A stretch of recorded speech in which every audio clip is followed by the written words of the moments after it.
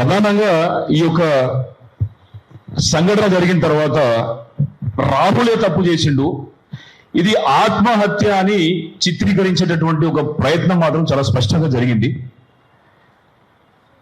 మరి మీడియా మిత్రులకు, మీడియా పెద్దలకు, ఎందుకంటే కాకలు తీరినటువంటి మీడియా మిత్రులు మన తెలుగు రాష్ట్రాల్లో కావచ్చు, లేకపోతే నేషనల్ మీడియాలో కూడా ఉన్నారు. మేము ఏమంటున్నామంటే ఈ యొక్క రాజ్యాంగంలో ఎవరి విధులు వాళ్ళకు ఉన్నాయి. ఒక హత్య జరిగినప్పుడు దాన్ని నిర్ధారించాల్సినటువంటి బాధ్యత మీడియాకు ఉంటుందా, పోలీసులకు ఉంటుందా? దయచేసి మీరు ఒకసారి ఈ కుటుంబానికి సమాధానం చెప్పాల్సినటువంటి విధంగా మిమ్మల్ని రిక్వెస్ట్ చేస్తున్నాం. రాహుల్ చనిపోయిన తర్వాత ఇవాళ సోషల్ మీడియా పుణ్యమా అని తల్లి వాళ్ళ చెల్లి ఇద్దరు కూడా ఒక వీడియో చేసి, ఒక రీల్ని చేసి సోషల్ మీడియాలో పంపిస్తే ఆ వీడియో రాష్ట్ర వ్యాప్తంగా వైరల్ అయిన తర్వాత మెయిన్ మీడియా వాళ్ళు ఏంటంటే దాన్ని ఒక కథనం లాగా తీసుకుని వచ్చింది. అప్పటి వరకు పోలీసుల దగ్గర ఎటువంటి చలనం లేదు. రెండో విషయం ఏంటంటే మే 27వ తేదీన అంకం రాహుల్ అదృష్టమైనటువంటి రోజున రాజేశ్వర్ గారు చెప్పారు, 27వ తేదీ మే ఉదయం 8:30 కాచిగూడలోని టూరిస్ట్ హోటల్లో అక్కడ దిగినటువంటి అంకం రాహుల్ కాచిగూడ నుండి కోర్టులకు వెళ్లాల్సి ఉండగా కాచిగూడ నుండి కోర్టులకు వెళ్లకుండా 8:30కు దిగినటువంటి రాహుల్ 12:30 వరకు కూడా అక్కడే యాపిల్స్ ఏరియా లోపల, చెప్పల్ బజార్ లోపలనే ఉన్నాడు. ఆ 4 గంటల సేపు అంకం రాహుల్ ఏం చేసింది అనేటటువంటి విషయాన్ని మరి మన పోలీస్ వ్యవస్థ గమనించలేకపోతుందా? 12:30కు అక్కడ నుండి సికింద్రాబాద్కి వచ్చినటువంటి వ్యక్తి, కోర్టులకు వెళ్దాం అనుకున్నటువంటి వ్యక్తిని ఒక గ్రూప్ కాన్ఫరెన్స్ కాల్ ద్వారా అబెట్మెంట్ అంటే అతన్ని బెదిరించి ఏం చేస్తారంటే అక్కడి నుంచి ఆయన ఒక దారి మళ్లించి రాహుల్ సింగరాయకొండకు వెళ్ళేటటువంటి విధంగా చేసినట్టు స్పష్టంగా అర్థమవుతుంది. మరి సింగరాయకొండకు వెళ్ళినటువంటి రాహుల్ 20వ తేదీ వెళ్తే పేరెంట్స్ కి దాదాపు ఒక 2-3 రోజుల వరకు ఎటువంటి ఆనవాళ్ళు అవపడకపోవడంతో 30వ తేదీ వాళ్ళు ఏం చేసిన ఒక రీల్ చేసి పంపించిన తర్వాత అదే రోజు ఇన్సిడెంట్ 30వ తేదీ సింగరాయగూడలో ఉన్నటువంటి ఒక స్వచ్ఛంద సంస్థకి ఏంటంటే ఆ బావి లోపల బాడీ తేలినట్టు అవపడింది. అది విచిత్రం ఏంటంటే బాడీ తేలినటువంటి సందర్భంలో ఒక నడుముకి ఏంటంటే దాదాపు ఒక 30-40 కిలోల బండరాయిని కట్టుకొని అతను శవమైనట్టు స్పష్టంగా అవపడింది. మరి విచిత్రమైన విషయం ఏంటంటే రాహుల్కి ఈత కూడా వచ్చు. అసలు రాహుల్ తెలంగాణ నుంచి, హైదరాబాద్ నుండి ఆంధ్రప్రదేశ్ సింగరాయకొండకి వెళ్లాల్సిన అవసరం ఎందుకు వచ్చింది? అంత దూరం వెళ్ళిన తర్వాత బావిలో పడి ఆత్మహత్య చేసుకోవాల్సిన అవసరం ఎందుకు వచ్చింది? ఆత్మహత్య చేసుకున్న సందర్భంలో నడుముకి తాడెందుకుంది, బండ ఎందుకుంది? మరి ఇవన్నీ విషయాలు గమనించేది ఉంటే మరి రాహుల్ని హత్యకు గురి చేసినటువంటి విధం, ఈ విషయం అనేది పోలీసులకు స్పష్టం కాలేదా? మరి దాని తర్వాత అంకం రాహుల్ గారి యొక్క తండ్రి కాచిగూడ పోలీస్ స్టేషన్కి వెళ్ళి అక్కడ పిటిషన్ ఇవ్వడం జరిగింది. జూన్ 4వ తేదీన పిటిషన్ ఇచ్చిన తర్వాత సింగరాయకొండ నుండి ఎక్కడైతే పూడ్చిపెట్టినటువంటి మృతదేహం ఆనవాళ్లను వాళ్ళు వ్యక్తీకరిస్తూ సోషల్ మీడియా లోపల వాటి విషయాలు తెలియపడం జరిగింది. అది చూసినటువంటి రాహుల్ తల్లిదండ్రులు అది మా అబ్బాయి కాకూడదు, బట్ కావచ్చేమో అనేటటువంటి అనుమానంతో కాచిగూడ పోలీస్ స్టేషన్కి సంప్రదిస్తే కాచిగూడ పోలీస్ స్టేషన్ నుండి సింగరాయకొండలో ఉన్నటువంటి ఎస్ఎస్పీ గారితో మాట్లాడి మరి వీళ్ళని పంపిస్తున్నామని అంటే వీళ్ళు వెళ్ళిన తర్వాత జూన్ 7వ తేదీ రోజు అంకం రాజేశ్వరి ఏంటంటే దాన్ని కన్ఫర్మ్ చేసుకున్నాడు. కన్ఫర్మ్ చేసుకున్న తర్వాత మరి మా బాడీ ఇక్కడ ఉన్నది, మరి మా బాడీ మాకు ఇస్తే మేము వెళ్ళిపోతామని చెప్పేసి అని కాళ్ళ నీళ్ళ పడి ఏడ్చి బాధపడి, ఒక దిక్కు దుఃఖం, ఇంకో దిక్కు నిస్సహాయత, ఇంకో దిక్కు ఎక్కడి నుంచి కూడా సపోర్ట్ లేనటువంటి సందర్భం, ఎవరు లేకుండా సింగరాయకొండలో ఉన్నటువంటి ఆ కుటుంబం ఏంటంటే తీవ్రమైనటువంటి నిరాశతోని మళ్ళీ వెనుదిరగాల్సి వచ్చింది. అక్కడ ఉన్న పోలీసు వాళ్ళు చెప్పిన విషయం ఏంటంటే మీరు ఆ మృతదేహం మీది అని చెప్పడానికి మీరు DNA టెస్ట్ చేయాల్సి ఉంటుంది, టెస్ట్ కోసం మీకు ఇన్విటేషన్ వస్తుంది, మీరు అప్పుడు రండి అని చెప్పారు. ఆ రోజు నుండి అంటే జూన్ 7వ తేదీ నుండి ఇవాళ జూన్ 3వ తారీఖు, జూలై 3వ తారీఖు, దాదాపు నెల రోజుల పాటు జాప్యం జరగడం వల్ల ఇవాళ రాహుల్ యొక్క ఆనవాళ్ళు కూడా చూసుకునేటువంటి పరిస్థితి ఈ కుటుంబంలో కూడా పోయింది. ఇదే పోలీస్ వ్యవస్థ, ఆంధ్రప్రదేశ్ ఉన్నటువంటి పోలీస్ వ్యవస్థతో కూడా మాట్లాడి సమన్వయం చేసుకొని వెంటనే కనుక హుటాహుటిన చర్యలు తీసుకునేది ఉంటే ఇవాళ అంకం రాహుల్ పరిస్థితి ఇంత దయనీయంగా ఉండేదా? మృతదేహం 35 రోజుల నుంచి వెళ్ళి అక్కడ పూడ్చిపెట్టబడి ఉండేదా? ఇవాళ మృతదేహాన్ని మనం తీసుకొచ్చేది ఉంటే మనకు కనీసానికి చూసుకోవడానికి, కనీసానికి ముఖం చూసుకోవడానికి అవకాశం ఉన్నదా? ఎందుకు జరిగింది ఇది అంటే మన ప్రాణాల పట్ల, మన ప్రాణాల మీద ఈ ప్రభుత్వాలకు ఏమాత్రం కూడా పట్టింపు లేదు. 35 రోజుల తర్వాత మనం తీసుకొని రావాల్సింది మన బాడీని. వేరే దేశాలలో మన భారతీయులు చిక్కుకుంటే కూడా ఉటావుటిన మన ప్రభుత్వం తీసుకొచ్చి అప్పచెప్తుంది. పక్క రాష్ట్రంలో ఇరుక్కున్నటువంటి ఇంజనీరింగ్ విద్యార్థి రేపు పొద్దున ఆ అబ్బాయి తన చదువు కంప్లీట్ చేస్తే రేపు ఐఏఎస్ ఆఫీసర్ అవుతాడో, ఐపీఎస్ ఆఫీసర్ అవుతాడో, లేకపోతే ఈ రాష్ట్రాన్ని, దేశాన్ని మార్చగలిగేటటువంటి శక్తి అయ్యేటాడు కావచ్చు. ఎందుకు మీరు పట్టించుకోలే? ఎందుకంటే ఆ అబ్బాయికి వెనుకాల బలమైనటువంటి రాజకీయ నేపథ్యం లేదు. ఆ అబ్బాయి ఒక సెలబ్రిటీ కుటుంబం కాదు. ఆ అబ్బాయి ధనవంతుడు కాదు. ఆ అబ్బాయి వెనుకాల కూడా ధనవంతులు ఎవరు లేరు. కేవలం ఇదే ఒక కారణంతో ఈ అబ్బాయి బలహీన వర్గాలకు సంబంధించిన వ్యక్తి. వెనుకాల ఎవరు అండదండ లేదు, మీడియా అండ లేదు, పొలిటికల్ అండ లేదు, డబ్బుల అండ లేదు. కాబట్టి మనం పట్టించుకోకుండా పర్వాలేదు. మరి ఎందుకని రాజ్యాంగం ఎవరి కోసం రాసుకున్నాం? రాజ్యాంగం ఉన్నోడికైతే ఒక తీరు, లేనోడికైతే ఒక తీరా? ఎందుకు దిశ విషయం లోపల సజ్జనార్ గారు ఏంటంటే హుటాహుటిన పోయి ఫటాఫట్ ఎన్కౌంటర్ చేసింది కదా? ఎందుకు మరి సజ్జనార్ గారికి అంకం రాహుల్ అవుపడతలేడా? అంకం రాహుల్ మనిషి కాదా? అంకం రాహుల్ భారతీయుడు కాదా? అంకం రాహుల్ ఉగ్రవాదా, తీవ్రవాదా? ఎందుకు స్పందించలేదు అంటున్న వ్యవస్థలు? 35 రోజులైనా కూడా కనీసానికి మీకు ప్రైమరీ ఇన్వెస్టిగేషన్ చేసేటటువంటి సోయి లేదు. ఎందుకంటే ప్రభుత్వం నుంచి వెళ్ళి మీకు ఆజ్ఞ లేదు కాబట్టి. మీరు ఎన్కౌంటర్లు చేసి మహిళను కాపాడుతున్నాను అంటారు. అంటే ఎన్కౌంటర్ ఏ చేసినా మీకు పై నుంచి వెళ్ళి ఆజ్ఞ ఉంటే కానీ మీరు స్పందించరు. రాహుల్ విషయం లోపల ఆజ్ఞ లేదు. కారణం ఏంటంటే మా దురదృష్టం, బలహీన వర్గాలకు బలమైన నాయకత్వం లేదు. ఉన్నా కూడా ఊరికం చేస్తూ కూర్చున్నారు అక్కడ.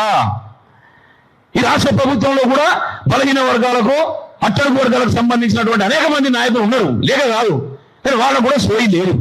ఎందుకు సోయి లేదంటే మాట్లాడితే వాళ్ళ మంత్రి పదవులు ఇక్కడ ఊరుతాయి అనేటటువంటి భయం. మరి ఆ పార్టీలో ఉన్నటువంటి పద్మశాలి నాయకులు, బీసీ నాయకులు ఉన్నారు కదా, ఎందుకు మరి ఇలాంటి వరకు పరామర్శ రాలే? ఏమో ముఖ్యమంత్రి నువ్వు పద్మశాలి కార్పొరేషన్ పెట్టినా అని చెప్పేసి పెద్ద ప్రగల్భాలు చేస్తున్నావు కదా, ఏదైనా మరి వాళ్ళకు ఇరుక్కున్నటువంటి శవాన్ని సింగరాయకొండ నుంచి తీసుకొని రావడానికి, వీలు పోవడానికే బస్ ఛార్జీలు లేవు. మృతదేహాన్ని ఎట్లా పట్టుకొస్తారు? సోయి ఉందా? నీ ఇంట్లోనే పీనికెళ్ళి ఇట్లా చేస్తావు నువ్వు? ఎందుకు పెట్టావు కార్పొరేషన్? కనీసానికి పరామర్శ ఉండదు, 10 రూపాయల సహాయం ఉండదు. ఏం తమాషా అనుకుంటున్నారా? ఎవరు అడగాలనుకుంటున్నారా? అడిగేటోని బెదిరిస్తా అనుకుంటున్నారా? ఏమైనా రాహుల్ గాంధీ, నువ్వు హైదరాబాద్ సెంట్రల్ యూనివర్సిటీకి ఆ రోజు వేపుల రోహిత్ చనిపోతే వచ్చి నాన్న హంగామా చేసి దేశవ్యాప్తంగా పెద్ద ఇష్యూ చేసినావు కదా, మరి అలా మీ ప్రభుత్వం నడుస్తాను కదా, మీ మీద ఉన్న నమ్మకంతో కదా మేము తెచ్చుకున్నది ప్రభుత్వాన్ని. మీరే చెప్పింది కదా, మేమందరం సహకరించడం వల్లనే స్వల్ప మార్జిన్తో బయటపడమని చెప్పింది కదా. మరి ఎందుకు అంకరావు అవపడతాడా నీకు? వేముల రోహిత్ ఎంత ముఖ్యమో అంకం రాహుల్ కూడా అంతే ముఖ్యం. మీ రాజకీయ అవసరాలకు వేముల రోహిత్ను వాడుకున్నారు. హైదరాబాద్ సెంట్రల్ యూనివర్సిటీని ముట్టడించి హంగామా చేసిండు. మరి ఎందుకయా? ఈ ప్రభుత్వం నడుస్తుంది కదా, తెలంగాణలో గెలిపించింది మేమే కదా. మరి ఎందుకు మా బిడ్డ పక్క రాష్ట్రంలో ఇరుక్కొని పోతే మీరు కానీ మీ ముఖ్యమంత్రి కానీ కనీసానికి పక్క రాష్ట్రంలో హోంమంత్రితో కానీ ముఖ్యమంత్రితో కానీ మాట్లాడేటటువంటి ప్రయత్నం చేయడా? ఏంది నిన్న పోయి మంత్రులంతా కూడా ఎక్కడ కూర్చున్నారు? ధర్నా చౌక్, ఏంది మన తెలంగాణ అమరవీరుల స్థూపం దగ్గర కూర్చున్నారు. ఏంది అసెంబ్లీ లేదా? ఎందుకయ్యా ప్రజల దృష్టిని మరల్చేటటువంటి ప్రయత్నం చేస్తాడు? ఇలా ప్రజలు ఇంత దారుణమైనటువంటి సమస్యలతో బాధపడుతుంటే, ఇంత ఘోరమైనటువంటి పరిస్థితిని ఎదుర్కొంటా ఉంటే, కోరుకలో వేల జనం రోడ్ల మీదకి వచ్చి అన్యాయాన్ని ప్రదర్శిస్తే, ఒక కాకి చచ్చిపోయినా కూడా వేల కాకులు వస్తాయి. అట్లా కోరుకల వేల మంది వచ్చి అంకల్ రావు కుటుంబానికి మద్దతు ప్రకటించి రోడ్ల మీద నిలబడి ధర్నా చేస్తే, ఏ ప్రభుత్వానికి ఇంటెలిజెన్స్ వ్యవస్థ లేదా? ప్రభుత్వానికి చలనం లేదా? ఏమయ్యా పొన్నం ప్రభాకర్, నువ్వు ఈ శాఖకు సంబంధించినడు కదా, నువ్వు ఉమ్మడి కరీంనగర్ జిల్లాకు సంబంధించినటువంటి బిడ్డ కదా, నిన్ను ఆ జిల్లానే కదా నిన్ను ఎమ్మెల్యే చేసింది, ఎంపీ చేసింది, మంత్రి చేసింది. నువ్వు హైదరాబాద్ సిటీకి నువ్వు ఇన్ఛార్జ్ మంత్రి ఉన్నావు కదా, బలహీన వర్గాల మంత్రి కదా, ఎందుకు పరామర్శించట్లేదు? నిన్ను ఎవరు ఆపుతున్నారు? నిన్ను నీ హైకమాండ్ ఆపుతుందా? రాష్ట్రంలో ఉన్నటువంటి ప్రభుత్వం ఆపుతాందా? నీ బిడ్డను, నీ ఇంకొక కాకిని కలవడానికి నిన్ను ఆపేది ఎవరు? వచ్చి బయటకు వచ్చి మాట్లాడు. మీకు నిజంగానే కనుక మానవత్వం ఉండేది ఉంటే మీరు రాజకీయాలు చేస్తారు, రాజకీయాలు చేయండి. మానవత్వాన్ని మరిచి రాజకీయాలు చేయొద్దు. మానవత్వం అనేది ఉంటేనే మనిషి మనిషిగా బతుకుతాడు, అప్పుడే రాజకీయాలు. కానీ దురదృష్టకరం ఏంటంటే ఇవాళ రాజకీయాల కోసం మానవత్వాన్ని కూడా మర్చిపోయేటటువంటి స్థాయికి మన రాజకీయ పార్టీల నాయకులు, అందులో ప్రత్యేకించి మన బలహీన వర్గాలు, బడుగు వర్గాలకు సంబంధించిన నాయకులు ఉండడం అనేది చాలా అంటే చాలా సిగ్గుతోని తలదించుకునేటటువంటి పరిస్థితిని అలా కల్పించరు. మరొక ఆయనే పక్క రాష్ట్రం లోపల ఉప ముఖ్యమంత్రిగా ఉన్నాడు. ఎవరు? ఆయన పేరు పవన్ కళ్యాణ్. తెలంగాణకు వచ్చేసి అనేక సార్లు పిచ్చి పిచ్చి వ్యాఖ్యలు చేసుకుంటూ ఏంటంటే ప్రజల్ని రెచ్చగొట్టేటటువంటి ప్రయత్నాలు చేస్తూ ఉంటాడు. ఏమైనా పవన్ కళ్యాణ్, నిన్ను చాలా స్పష్టంగా అడుగుతున్నాం. నువ్వు అంటావు కదా కొండగట్టు అంజన్నకు నేను 30 కోట్లు ఇచ్చిన, 20 కోట్లు ఇచ్చిన అని చెప్పి, నువ్వేందా ఇచ్చేది? ఆ కొండగట్టు అంజన్నకు నువ్వెట్ల భక్తుడు? మా రాహుల్ కూడా గట్టే భక్తుడు. కొండగట్టు అంజన్న ఉన్నటువంటి జగిత్యాల జిల్లాకు సంబంధించినటువంటి వ్యక్తులు వాళ్ళ కొడుకును దురదృష్టవశాత్తు ఆంధ్రప్రదేశ్ లో సింగరాయకొండ లోపల మృతదేహంగా చూడలేక వెక్కి వెక్కి ఏడ్చి తిరిగొస్తే, కనీసానికి ఉప ముఖ్యమంత్రిగా ఉన్నటువంటి అది రాష్ట్రంలో కూడా కనీసానికి మృతదేహాన్ని కూడా ఇప్పించలేనటువంటి దయనీయమైనటువంటి పరిస్థితులు ఉన్నావంటే ఇక పదవి ఎందుకు, నీకు రాజకీయం ఎందుకే? నువ్వంటే కనీసానికి సినిమాలలో ఉన్నప్పుడన్నా కనీసానికి నువ్వంటే గౌరవం ఉండేది. ఇప్పుడు ఇటువంటి రాజకీయంలోకి వచ్చిన తర్వాత ఉన్నటువంటి గౌరవాన్ని కూడా ఖరాబ్ చేసుకుంటాను. పైపెచ్చి నువ్వు తెలంగాణకు వచ్చి నీ జాగీర్ అంటావు. ఏది నీ జాగీర్? నీ జాగీర్లోనేమో నువ్వు పనిచేయవు, ఇక్కడికి వచ్చి నా జాగీర్ అంటావు. ఏది అంటే అంత నీ ఇష్టమేనా? లేకపోతే తెలంగాణ తెలంగాణ కూడా చెవులో పూలు పెట్టుకున్నారనుకుంటావా? ఏది మాట్లాడినా కూడా నిజంగా అయిపోతుంది అనుకుంటావా? ఏంది చెప్పు, సమాధానం చెప్పు. సిగ్గుంటే నీ ఆంధ్రప్రదేశ్కి రేపు పొద్దున మృతదేహాన్ని తీసుకోవడానికి కుటుంబం వస్తుంది. రాడికి రా, సింగరాయకొండకు రా, పరామర్శించు. ప్రభుత్వ లాంఛనాలతో చేయవా నువ్వు? ఎందుకంటే మా ముఖ్యమంత్రికి ఎట్లా సిగ్గులేని ముఖ్యమంత్రి. ఎందుకు సిగ్గులేని ముఖ్యమంత్రి అంటే ఇవాళ జరిగినటువంటి సంఘటన పోలీస్ వ్యవస్థలో ఉన్నటువంటి లోపాన్ని చాలా స్పష్టంగా తెలియజేస్తుంది. మన పోలీస్ శాఖకు బాస్ ఎవరు? ముఖ్యమంత్రి కాదా? హోంశాఖ ఎవరి దగ్గర ఉన్నది? ముఖ్యమంత్రి దగ్గర లేదా? ఇవాళ కాలేజీలో వీళ్ళు చదువుకుంటున్నటువంటి కాలేజీలో ఇదే సంవత్సరంలో 2వ హత్య. కాలేజీలో పిల్లల్ని చదువుకోవడానికి పంపిస్తున్నామా లేకపోతే క్రిమినల్స్ గా తయారు చేయడానికి పంపిస్తున్నామా? ఈ సంఘటన జరిగినటువంటి సందర్భంలో ప్రభుత్వం సెలవును ప్రకటించినటువంటి సందర్భంలో కాలేజ్ ఎట్లా నడుస్తుంది? అసలు ఈ ప్రభుత్వానికి కాలేజీల మీద, విద్యా వ్యవస్థల మీద నియంత్రణ ఉన్నదా లేదా? కాలేజీలు వాళ్ళ సొంత ఎజెండాతో పనిచేస్తానయా లేకపోతే ప్రభుత్వాల యొక్క ఆదేశాల మీద పనిచేస్తానయా? మరి లోపం ముఖ్యమంత్రి కాదా? విద్యా వ్యవస్థ కూడా ఆయననే మంత్రి. ముఖ్యమంత్రి ముడి కిందనే ఉన్నాయి రెండు శాఖలు. ఏదైనా మరి ఈ శాఖ లోపల ఇంత దారుణాలు జరుగుతాడని నువ్వు పట్టించుకోవా? అంత బిజీ ఏమున్నది చెప్పండి, ఏమున్నది? ఇవాళ ప్రభుత్వాన్ని పక్కన పెడితే అక్కడ స్థానికంగా ఉన్నటువంటి ఎమ్మెల్యే బీఆర్ఎస్ పార్టీకి సంబంధించిన వ్యక్తి వస్తాడు, పరామర్శించి దింపుకొని పోతాడు, సోషల్ మీడియాలో ప్రచారం చేసుకుంటాడు. అయిపోయింది అయిగా ఎవరి బాధ్యత? అక్కడ ఇంకొక ఎంపీ ఉంటాడు, ఆయనది ఒక పార్టీ, ఎమ్మెల్యేనే పట్టించుకోవట్లేదు, నాకెందుకు అని చెప్పేసి ఆయన కూడా రామ్ ఎమ్మెల్యే మావుడు కాదు, ఎంపీ మావుడు కాదని చెప్పేసి అని అధికారంలో ఉన్నటువంటి కాంగ్రెస్ పార్టీ కూడా వాళ్ళు కూడా చేతులెత్తేసి కూర్చున్నారు. ఇప్పుడు స్థానికంగా ఉన్నటువంటి ఎమ్మెల్యే బీఆర్ఎస్ పార్టీకి సంబంధించిన ఆయనకు బాధ్యత లేదు. ఎంపీగా ఉన్నటువంటి అరవింద్ గారు ఆయన కూడా ఒక బీసీ బిడ్డ, మరి ఆయన ఒక పార్టీకి నాయకత్వం వహిస్తాడు, ఆయనకు సంబంధం లేదు. మరి మనందరికీ కూడా నాయకుడిని అని చెప్పుకున్నటువంటి ముఖ్యమంత్రి గారు ప్రభుత్వం నడిపిస్తున్నారు, ఆయనకు బాధ్యత లేదు. మరి బాధ్యత ఎవరు తీసుకోవాలి? బాధ్యత మేము తీసుకోవాలా? మరి మేము బాధ్యత తీసుకుంటే మేము కూర్చోవాల్సింది పార్లమెంటు అసెంబ్లీలో కదా. మరి మేము ఎందుకు కూర్చున్నాం, మీరు ఆడెందుకు కూర్చున్నారు? ఏం జరుగుతుంది ఏమన్నా అర్థమవుతుందా మీకు? ప్రజలు చూడట్లేదు, ప్రజలు ప్రశ్నించరు, ప్రజలు మర్చిపోతారు అనుకుంటున్నారా? ఎట్లా నడుస్తుంది మీ ప్రభుత్వం? మేము ఓటేస్తే నడుస్తుంది, మేము ట్యాక్స్ కట్టి నడుస్తుంది. రాజ్యాంగం ఒకరికి మీకు అవసరం ఉంటుందో రాజ్యాంగం ఒక రకంగా వాడుకుంటారు. బండి సంజయ్ కొడుకు విషయం లోపల మీడియా మొత్తం కోడే కూర్చోరే. మరి అలా కొడుకు మృతదేహాన్ని కూడా తెచ్చుకోలేనటువంటి స్థితిలో ఉన్నటువంటి అంకం రాహుల్ కుటుంబం గురించి మీరు వాళ్ళ యొక్క బాధను పట్టించుకోరా? ప్రభుత్వం పట్టించుకుంటలేదు. ప్రభుత్వాలను మార్చే శక్తి మీకే ఉన్నది. మరి మీరెందుకు పట్టించుకోవట్లేదు? నన్ను ఎందుకు మీరు ఆత్మహత్యగా చిత్రీకరిస్తారు? దీని మీద ఇన్వెస్టిగేషన్ చేయాల్సినటువంటి బాధ్యత మీది కాదు కదా. నిర్ధారించాల్సినటువంటి వ్యక్తులు మీరు కాదు కదా. మీరెట్లా నిర్ధారిస్తారు ఆత్మహత్య అని? ఆలోచించాడు ఒకసారి ముఖ్యమంత్రి గారు. మీరు ఏదైతే కాలేజీలో జరిగిన సంఘటన, కాలేజీలో విద్యార్థులంతా కూడా వచ్చి అంకం రావులకి మద్దతుగా నిలబడుతుంటే కూడా కాలేజీ యాజమాన్యం విద్యార్థులని వాళ్ళతో పాటు కలిసి రాకుండా అడ్డుకొని తాళాలేసింది. ఏది విద్యా వ్యవస్థలో ఇంత దారుణంగా నిర్బంధంగా ఉంటుందా? విద్యార్థులకు సాటి విద్యార్థి చనిపోతే వచ్చి కనీసానికి సంఘీభావం చేసేటువంటి కనీస హక్కు, కనీస బాధ్యత, కనీస అవకాశం కూడా మీరు కల్పించరా? ఏం జరుగుతుందో సార్ ఈ వ్యవస్థ లోపల? అమ్మ సోనియమ్మ గారు, అమ్మ ప్రియాంక గాంధీ గారు, మీరు మాత్రమే కాదు, పెద్దలు ఇందిరాగాంధీ గారి మీద కూడా ఉన్న మమకారం, ఒక రకమైనటువంటి అఫెక్షన్ తోని మీరు తల్లులు కాబట్టి తెలంగాణలో ఉన్నటువంటి తల్లుల గురించి మీకు తెలుస్తుందని చెప్పి మేమందరం కూడా మీకు సమ్మతించడం, మీకు సపోర్ట్ చేసినాం. ఇలా మేము ఈ రాష్ట్రం లోపల ప్రభుత్వాన్ని తెచ్చుకున్నాం. మరి మా ముఖ్యమంత్రి తల్లి కాదు కాబట్టి ఆయనకు బాధ తెలుసలేదా? మా ముఖ్యమంత్రి బాధను పట్టించుకోకపోవడానికి కారణం ఏంటిది? మరి వీళ్ళు రాకపోతే కనీసానికి సోనియా గాంధీ గారు మీరు వస్తారా? లేకపోతే ప్రియాంక గాంధీ గారిని పంపిస్తారా? లేకపోతే ఇక్కడ కూడా అమ్మలు ఉన్నారు కదా, సురేఖమ్మ కానీ లేకపోతే సీతక్కమ్మ కానీ ఉన్నారు కదా, మరి వాళ్లకు కూడా ఏమాత్రం కూడా పట్టింపు లేకుంటున్నదా? మీకు బాధ అయితే బాధ కానీ వీళ్ళకి బాధ అయితే బాధ కాదా? ఇదేమేరా కరెక్ట్?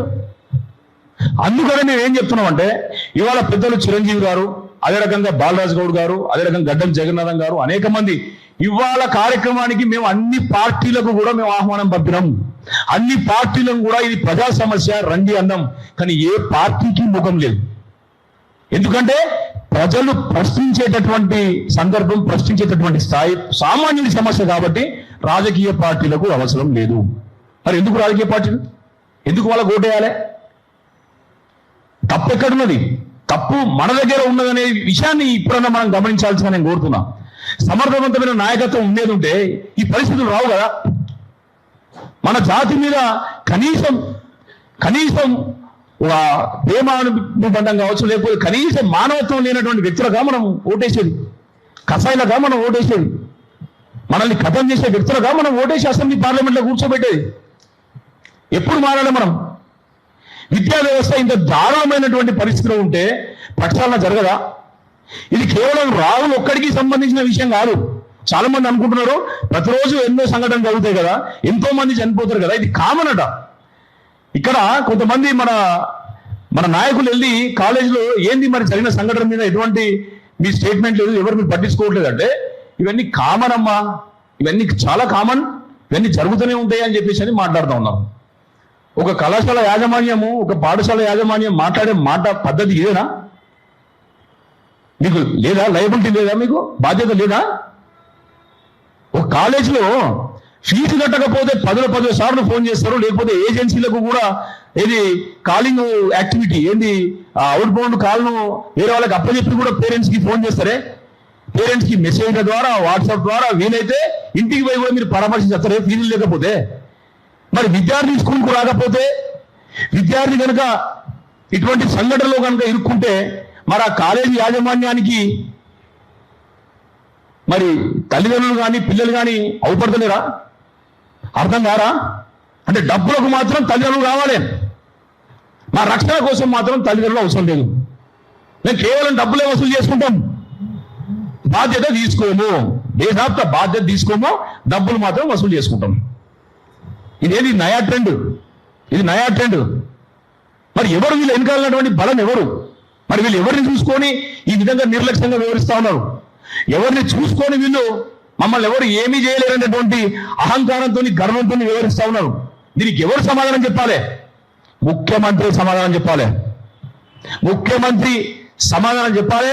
ఇవాళ పరిస్థితి ఎంత దారుణంగా ఉందంటే 35 రోజుల క్రితం పూడ్చివేయబడ్డటువంటి మృతదేహాన్ని ఆత్మహత్యగా చిత్రీకరించి అనాథ శవంలాగా దాన్ని వదిలేద్దాం అనుకున్నటువంటి సందర్భంలో ఒక మానవత్వంతో ఆ కుటుంబాన్ని మన కుటుంబంలాగా భావించి మేము మీదేసుకొని 20 రోజుల నుంచి కూడా మా బీసీ రాజ్యాధికార సమితి కార్యాలయం లోపల వాళ్ళకి షెల్టర్ ఇచ్చి వాళ్ళను హక్కున చేర్చుకొని వాళ్ళతో మీడియా ముందుకు ప్రదర్శించి పెద్దలు చిరంజీవులు గారు లాంటి ఒక సహకారంతో డీజీపీ గారిని కలిసి మానవ హక్కుల కమిషన్కు పోయి ఏసీపీని కలిసి డీజీపీని కలిసి ఎవరిని కలవలేదు.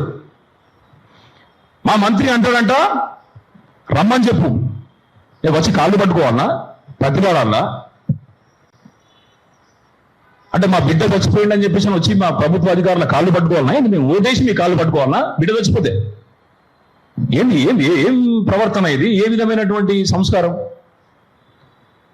ఇవాళ అక్కడ ఇరుక్కున్నటువంటి మృతదేహాన్ని తెలంగాణకు తీసుకురావడానికి, తెలంగాణలో ఉన్నటువంటి కోర్టులకు తీసుకొని పోవడానికి బాధ్యత ఎవరు వహిస్తారు? బాధ్యత ఎవరు వహిస్తారు? కాలేజీ యాజమాన్యం వహిస్తారా? సంబంధిత మంత్రి వహిస్తారా? లేకపోతే ముఖ్యమంత్రి వహిస్తారా? ఈ ప్రశ్నకు సమాధానాన్ని చెప్పాల్సినటువంటి గురుతర బాధ్యత ప్రభుత్వం మీద ఉంటుంది. ఎందుకంటే పెద్దలు ఉన్నారు, మాట్లాడతారు. ఇక్కడ వ్యవస్థలో ఉన్నటువంటి లోపాలు చాలా స్పష్టంగా అర్థమవుతున్నాయి. ఇది రాహుల్కి మాత్రమే, రాహుల్ కుటుంబ సభ్యులకు సంబంధించిన సమస్య మాత్రమే కాదు.